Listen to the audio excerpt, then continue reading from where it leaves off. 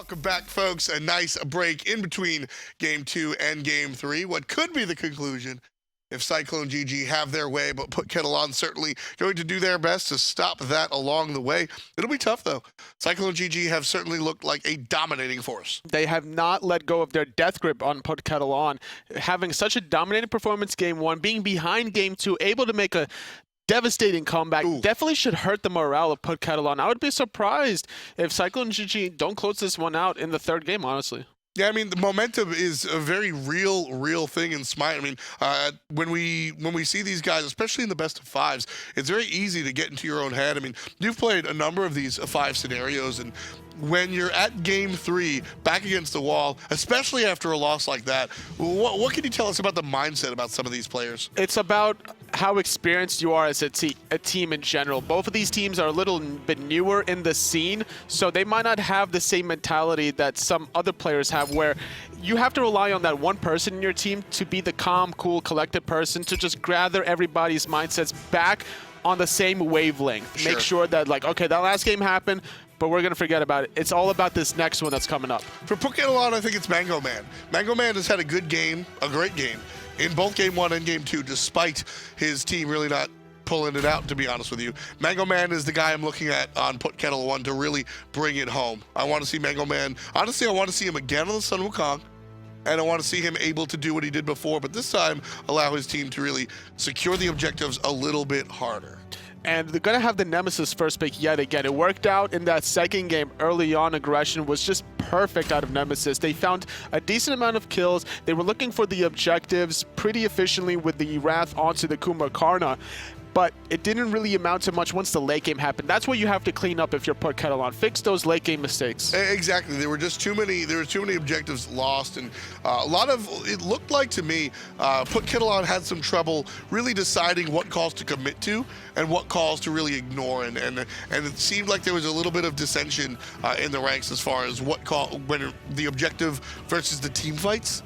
And I think that really brought a lot of problems for PKO. Well, teamfight is very strong for PutKettleOn with this Athena, Oh, yeah. no matter what mid they decide to go for. Very aggressive dual lane on top with the on her. One taunt, if a Sobek decides to pluck, if that's going to be Sobek in the dual lane, first of all, if Sobek decides to pluck Athena and on her, Athena Soul, still good in the dual lane, gonna have a lot of damage to capitalize on the no escape from the Sobek. Decent damage going right on through the team fight anyway. So Soul, a decent pick.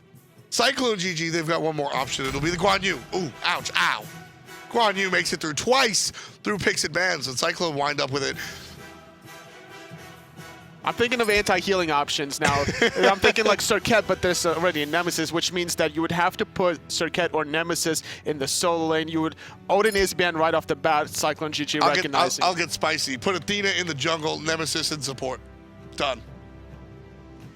No joking around. I like that composition. Circuit solo. Don't think PutKettleOn or Athena solo. Athena solo. Put Athena solo, Nemesis in the support role, and Circuit's jungle. But I don't think that's actually where PutKettleOn's going to go. That requires a little bit more spice, a little bit more experience. Well, when you're behind this much, sometimes you're pulling in The like, spice. throwing in all, like you're trying to get that black marble in that bag. Honestly, that one black marble. Yep, gotta just to get out. So, you know, I made a face when Guan Yu was selected. Smite is a multifaceted game. There are many things that come into the game, in and out, that allow a team to claim victory. Many different factors, map, opponent, otherwise. Guan Yu won game number 2. The existence of Guan Yu on Cyclone GG was the reason the comeback was able to happen. Without the sustain from the Horseman, you just weren't going to be able to bring this game home. And Guan Yu gets on the team again. Rough stuff. And this time, PutKettleOn, they still don't go for any natural anti-healing options. There's no Bacchus available. The Sobek is on the side of Cyclone GG. They elected to go for the Apollo in the dual lane now. They need a Brawler's Beatstick maybe out of the Fenrir to try to limit this anti-healing, and maybe even an early curse yet again. Athena and Apollo long lane. Soul mid. Fenrir or Nemesis go solo? Usually it's going to be the Fenrir. Fenrir? whenever you land those unchains into the solo lane, and it's going to cut the cooldown in half, that's a huge poking tool to have. Mango Man's going to play on the Nemesis. Love this choice. Like we said, when the going gets rough, the rough gets spicy. And that's what we're going to see PutKettleOn do. They're going to put the Nemesis in the solo lane. Not the spiciest of spice, but just a little bit of flair. And I really love this choice. I think Nemesis is a character that can work out well in the solo lane, to be honest with you. We've seen Xayah do this once upon a time on the PC side of the things. Why don't you break down the matchup is one thing, but Nemesis solo is a brand new thing for a lot of viewers, Toli. As a long-time solo laner, why don't you break down what this god brings into the short side? It just basically off of your passive, you're going to be more aggressive. You want to be able to take away the protections from the Sobek, which already has a lot of protections. With Mark of the Vanguard, his passive giving him protections per hit up to 3 stacks, and that's your goal, as well as maybe even utilizing your own ultimate immediately after Ezzuna pops his lurking in the water, just to be able to clear the wave sometimes. Just sort of get out of trouble. We'll see that. As far as clearing the wave is concerned, Mango Man shouldn't have too much trouble. Slice and Dice does a decent job, but we'll have to follow up with some basics. But like we said, against the Sobek, I don't think you're worried too much about clear. Not at all. Especially you can use that shield just to mitigate a decent portion of the ultimate coming from Ezzuna. You know, it's interesting. I think that in a perfect world, right, your teammates can play multiple different positions, and that's why this is interesting.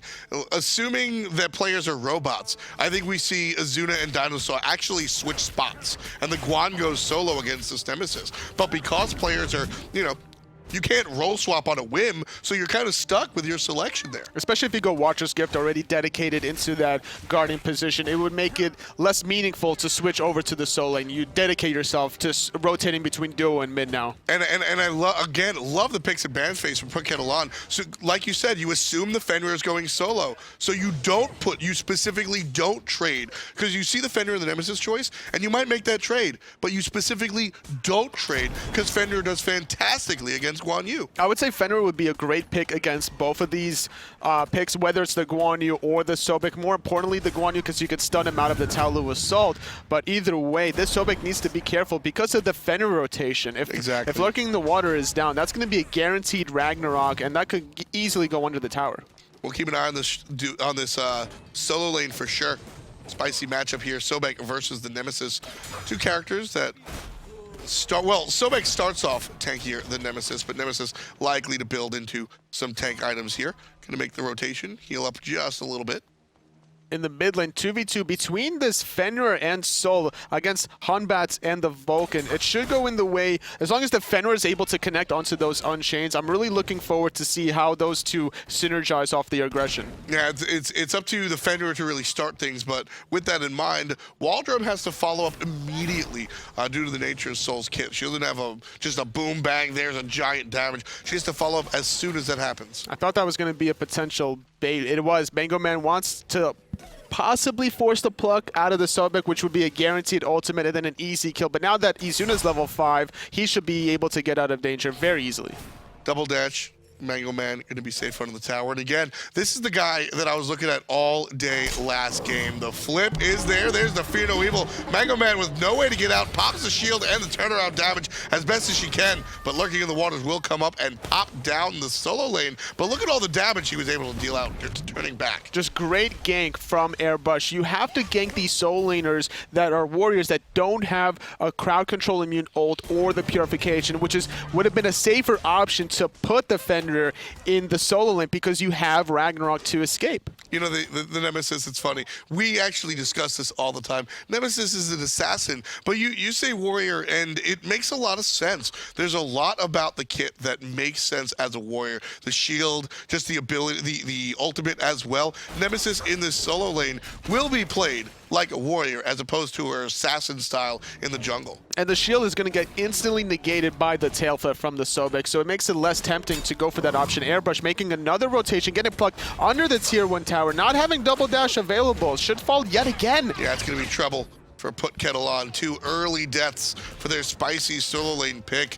And this situation this is a situation that will open up the Gold Fury for PutKettleOn since the monkey is on the right side of the map. But with the Vulcan available, gotta watch out for the ultimate. Wrath is on Athena, so PutKettleOn have that too, but they have to be aware. Perfect meatball, which forces the Gold Fury reset. Now, Athena does have the Wrath.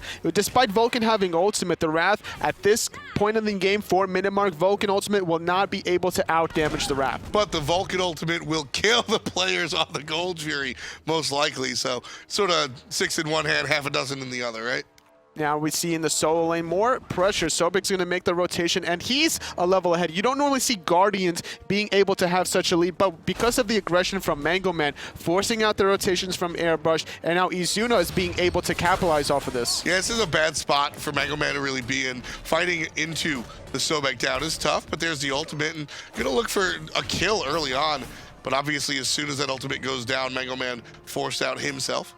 Ezzuna doing a good job holding onto his own ultimate, not panicking during the Nemesis ultimate. There was no rotation from the Fenrir, and without the teleport, Mango Man is just going to be able to sneak these Fire Giant Elementals. Yeah, I mean, the lurking in the waters isn't going to really help Ezzuna out too much against the Nemesis. With the double dash, the slow is sort of irrelevant. Double dash will get Nemesis out of the range. What's not irrelevant is the rotation from the monkey, and this is the right fix for PutKettleOn. What I was beginning to say after the second gank on Cyclone GG was, if this is the case, you just have to build many wards. And PKO have responded. The whole right side of the jungle lit up like a Christmas tree.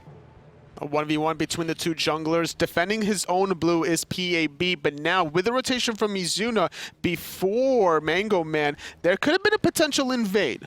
Because they have to deal with the wave under the solo lane. Exactly. So PAB going to group up the wave here and just do what he can, allowing some Nemesis damage as well. Grabbing the player underneath the tower.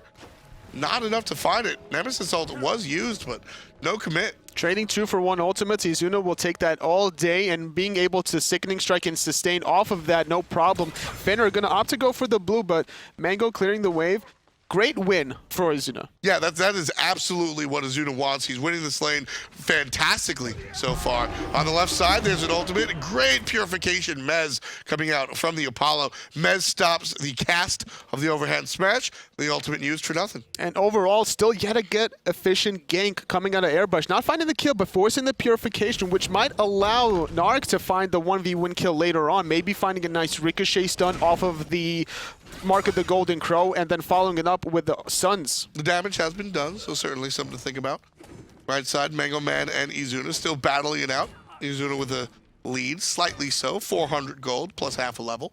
Speed buff has respawned, and that's exactly where Cyclone are putting attention to. Mango Man double dashing towards those Fire Giant Elementals. I thought for a second he was thinking about invading. Yeah, I did too, but quickly turns around, which is the correct choice.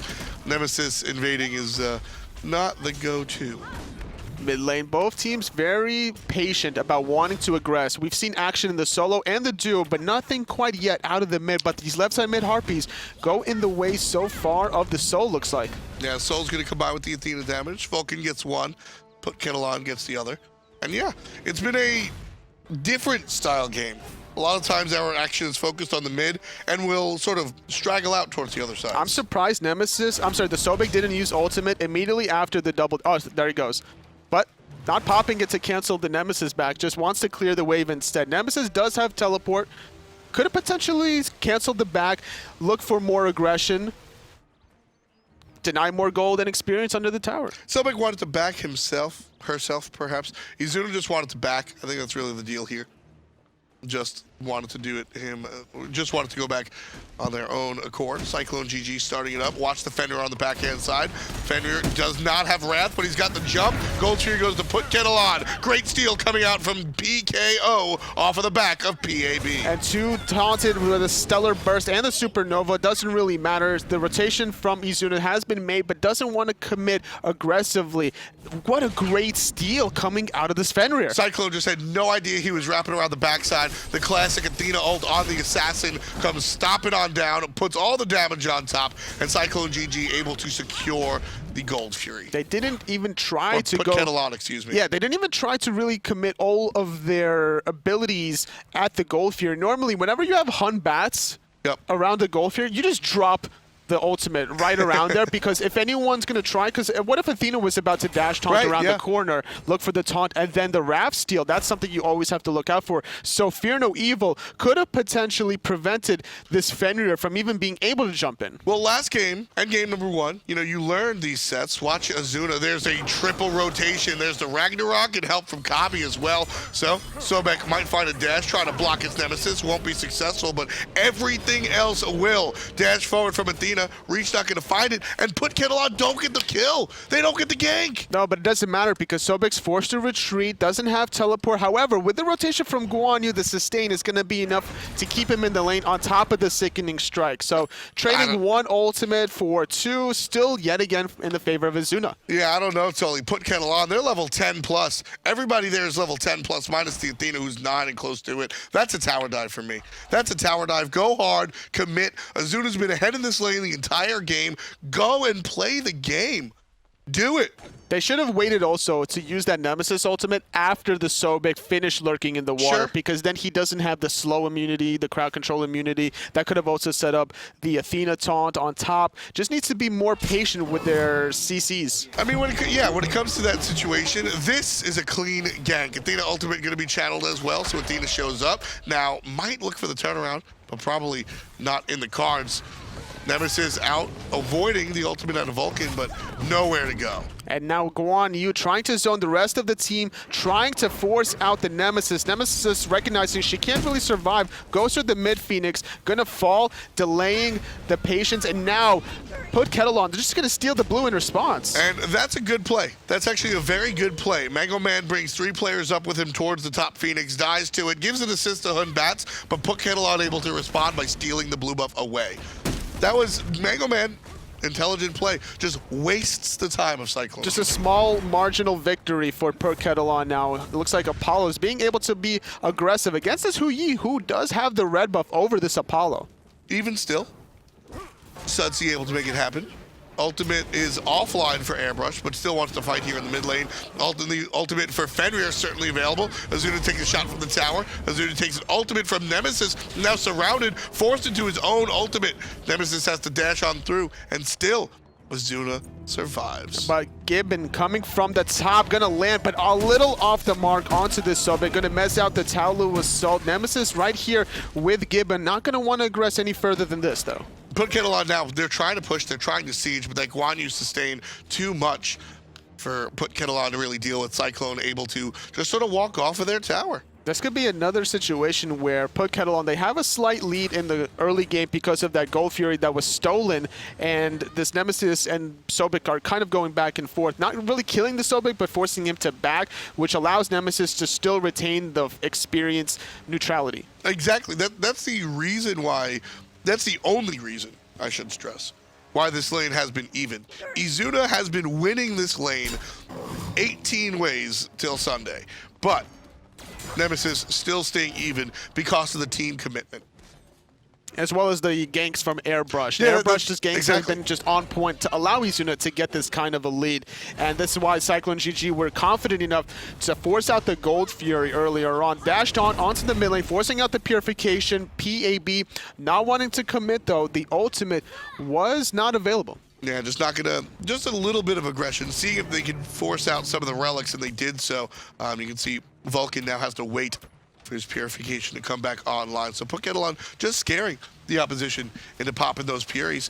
And now Mango Man on the right side, looking for something, gets plucked right into his own minions. It was also during the double dash from Nemesis, so gonna get dove under this tier 1 tower. Not gonna be able to confirm the kill despite finding the Sickening Strike, but now she's body blocked. The body blocks from the minions deal some damage to Ezzuna, but nothing too life-threatening. Mango Man will have to back to base. He'll do it safely.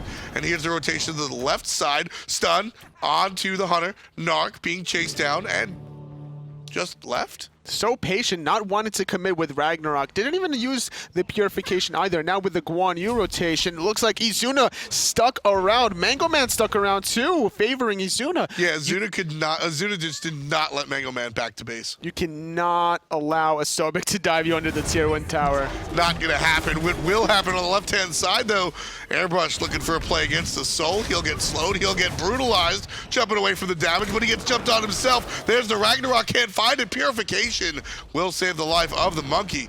I'm surprised that the Fenrir didn't go for this Vulcan because his Purification was down in the mid lane earlier on. Now granted, Hunbat's was a little low, but you know the Vulcan's Purification is down. You will grab him for the rest of your team to capitalize on. Curious targets being chosen by PutKettleOn, but the game's still tied. Cyclone putting all of their efforts into their kills. Speed buff being stolen now underneath Cyclone GG. Meanwhile, Gibbon looking for the aggressive play onto Naaaarrrk, gonna bully him under this tier 1 tower, and that could open the door for Gold Fury. Right side, a lot of presence coming out from Cyclone GG, so like you said, could be an open Gold Fury for the guys on PutKettleOn. Guan Yu was making the rotation on left. Instead, Huyi's gonna back, so somebody has to cover this wave and spot the gold at the same time, and it's gonna be a Vulcan turret that's just gonna be placed around the gold. Yeah, that's pretty standard these days. The Vulcan turret just shooting the Gold Fury will be used more as a ward than anything else, essentially. And yeah, Sunsy's just had the control of this lane the entire time. Red buff on the Ho-Yi, doesn't really matter what Naaaarrrk does. Sunsy, he's down 100 gold. It's a tie lane, but he's constantly, Apollo is constantly on the front side of Cyclone's tower. This is the point in time that Nemesis can't do anything anymore against this Sobek 1v1. The protections is there, the cooldowns is there, the sickening strike is maxed out. Any sort of poke you do on the Sobek is going to get instantly negated, and that's why he was able to dive the tier 1 tower earlier on, trade the poke out, and then constantly stop the backing from Mango Man. Nemesis builds the Breastplate of Valor to increase her cooldown reduction, obviously, but it doesn't do anything against the Sobek specifically. Breastplate of Valor is fantastic physical protections, but doesn't provide any magical. That's what we're building into now, but 0, 4, and 0, perhaps too late to start thinking about the magical protection. Not able to keep up the clear of the Sobek on top of this. This is something that Ezzuna's constantly going to be looking for. Trading the Nemesis ultimate. Ezzuna doesn't even care, just going to casually walk back under this tier 1 tower. And there's nothing that Mango Man can really think about doing there against that Sobek. Really rough stuff coming out from him. There's the grab onto the Vulcan. Purification is up this time, though, so not going to actually be useful. Apollo on the backside dashes through, and here comes Guan Yu totally right on down Broadway. Won't find a target. Instead switches to the support. And now Athena looking for a dash taunt potentially. A lot of relics were used on the side of Cyclone GG. Specifically, Vulcan is a prime juicy target now. Soul and Athena pairing up while Fenrir clearing out the mid wave. Perfect example of player damage not being a stat that you can really run home to the bank with. Nemesis up on top. She's been doing a great job using that ultimate on cooldown, but that's the only thing she's been doing a great job of, unfortunately.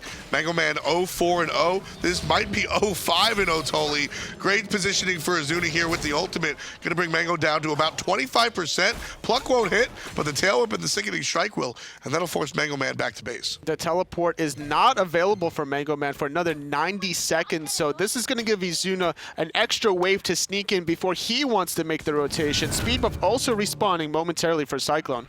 With that in mind, Ezzuna's a Sobek, so not exactly going to be a threat to the tower necessarily.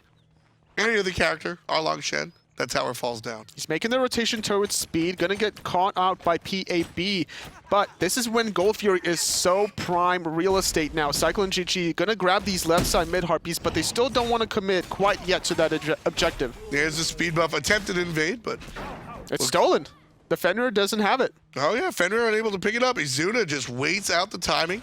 Use the abilities correctly. Well done by Ezzuna. He has been having a fantastic game, Anatoly.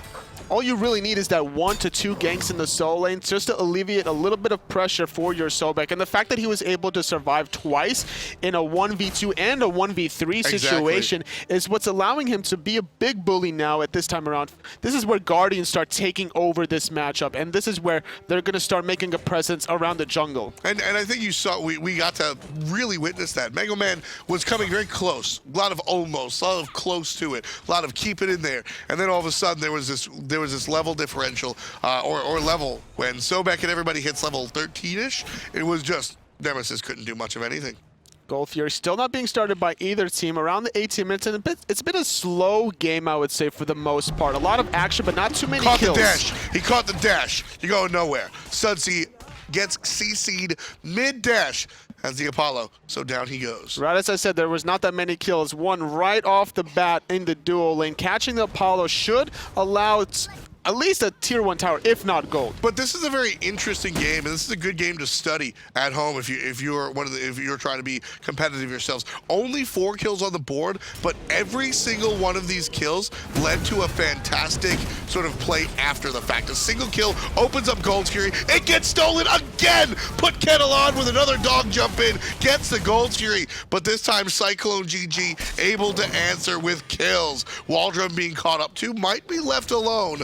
But certainly not the case for PAB, CobbY, or Sudsy. They'll all fall down. It doesn't matter if the Gold Tier was stolen, because PutKettleOn, with those 2 kills, they should be able to get this tier 1 mid tower for free. Soul has to be so careful. She's in a 2v5 spot, but Nemesis is not somebody to really protect your Soul. And Ezzuna sitting here ready just to pluck anybody that walks a little bit too far up.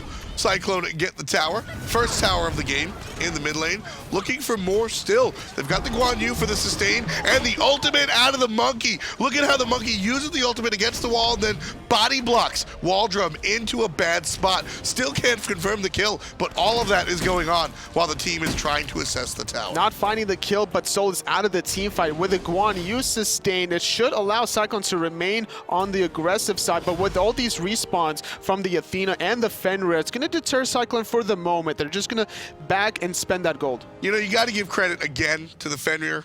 The Gold Fury was inconsequential, or perhaps very important to keep them in the game. But that's the second Gold Fury that PAB was able to steal just by a jump alone. You know, you look at the Gold Fury, and there's a clear health bar. You're able to assess the damage you do. You steal 1 with a jump in. All right, good job. Maybe you got lucky. You steal 2. I have to start thinking that PAB is just calculating the amount of damage. Very impressive. There's a combination of the jump stunning as well as the Athena taunting into the wrap. Now Mango Man, without his escape, going to get focused. 3 members here trying to confirm the kill. And it's going to be good stuff for the Athena, finding the taunt. There's the brutalize, and Fenrir has to jump away. Both teams just going to reset off of that little skirmish. Going to grab their own speed and blue as Cyclone, as well as PutKettleOn. And now, without much health on the side of Mango Man, Ezzuna, he's been playing aggressive before. He should be aggressive some more. Exactly. And with 21 on the clock, 6-0 is the shutout going in the good way of Cyclone GG, but about a tie game here, folks. And we're talking low kill count, but I love how every single one of these kills, 4 of these kills, 2 of them came into a team fight after the fact, but the 4 kills that were on the board have all mattered. And they're going to force a team fight under this tier 1 tower. Airbrushd going to jump over the wall as Ezzuna forced the engagement. Athena ultimate coming out, and here comes Fenrir. Yeah, PAB going to aggress onto the monkey. The ultimate's not available just yet. Airbrushd has his, but he's hanging on to it for an absolute need scenario. This might be it though, Totally. PutKettleOn jumping forward. There it is. Saves the life of Ezzuna. Pushes Mega Man into the tower. Not going to find the kill, but there's Guan. Walks right into the support. DineOhSaw picks up 1. And PAB picking up the wrong target. Guan is not the person you want. The sustain from Meditate and Conviction. Naaaarrrk finding the 1v1. Cavalry charge still coming out. Stunning to meatballing the Athena. Still wanting more kills. What a fun fight for Cyclone GG. Solo on the left side of the map while they clean up everything else on the right side. And you know the hottest play? The Fenrir picks up the wrong target because Guan dashes into him. He dashed and body blocked the activatable ability. That is some next level play. Oh boy, what fun. And Cyclone GG gonna take their win there, push down the right side, and guess what? Hey buddy Naaaarrrk, what are you doing? How's things going for you, Naaaarrrk? It's going pretty well, guys. Get myself a tier 2. But it's going to be body blocked by the Fenrir, taking a lot of poke. Naaaarrrk still wanted to commit with the last hit. And he's going to commit to the kill also, not connecting on the hand, but not connecting on the ricochet quite yet, finally finding the kill. Yeah, Naaaarrrk finally finds the kill. But there, that was, oh, too late. Sorry, Sudsy. Too late. that was as perfectly executed as Cyclone could have, and it was a little bit of luck too. Naaaarrrk is not guaranteed the 1v1 fight, right? That is a confidence call. Naaaarrrk says, push on the right side, I'm going to get this kill, and Cyclone, as long as they're winning that fight of the team on the right side of the map, Naaaarrrk can push all the way to a Phoenix, as long as Cyclone can provide the communication. Players dead, players here, not backing, etc. So, very well executed. Just good-looking Smite coming out from Cyclone again. Well, you know what they say about luck, right? What do they say? It's when opportunity meets preparation, and there is no luck in the battlefield of Smite. Cyclone GG up 10 kills. They're up 8,000 gold. They up 2 games as well. If they win this one, they're going to close it out in this best-of-5 series, and they're going to advance into the European SCL. We'll take a look.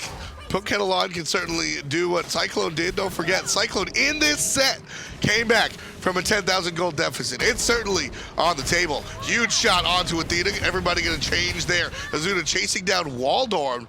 He's going to get the flip, and 3 players will surround him. Naaaarrrk with another kill. DineOhSaw with another kill. The duo lane in synchronization finds themselves 7 kills in total with 4 assists, and it's still a shutout. And they're grouping up towards the mid lane. They were thinking about the Phoenix momentarily, going to switch their eyes towards this Fire Giant. It's a good idea, late game form. Grab this objective just to be able to get the Phoenixes that much cleaner. We saw what happened in game number 2 with PutKettleOn that had the Fire Giant. They overextended slightly in mid and the left-hand side, but Cyclone GG, they know how to close it out. And look at the change already. So PutKettleOn showed that they weren't the strongest when it comes to objective secure. Cyclone learns that the hard way by losing 2 gold furies. With the Fire Giant, they send the player out to zone properly, able to secure the big man. Now here comes the ultimate out of everybody. And Ezzuna takes out Sudsy before he can make it to the sky. There goes PAB finding one, but Airbrushd still okay. Bloakley gets the kill. 14-0. Cyclone in the lead. Looking for the right side, Phoenix as well. Flipped over is Athena. Flipped down is Athena. Still alive for the moment, being chased out and chased on. Ezzuna gets the kill very deep. And now right side Phoenix still being aggressed. Flipped open for another target. Fear no evil. Meatball. Second kill on top. The mid Phoenix not even going to be looked at. They're going for the win. 508, 1012, 307, 206, 504. Zeros right down the middle. Cyclone GG gonna take game 3. Cyclone GG gonna take the whole set. Cyclone GG not gonna die a single time. And ladies and gentlemen, welcome to the SCL. What a dominating performance by Cyclone GG. It just kept getting better and better as the series progressed for Cyclone. Despite that small hiccup in the second game, still making a comeback. And this is, we were talking about the momentum. Their mentality going into that third game, they were running off such a high at that second game that they didn't give up a single death. Just too much pressure. That was great Smite. I'm excited for this, for the Cyclone GG team. Sometimes we see teams just sort of sneak past relegation.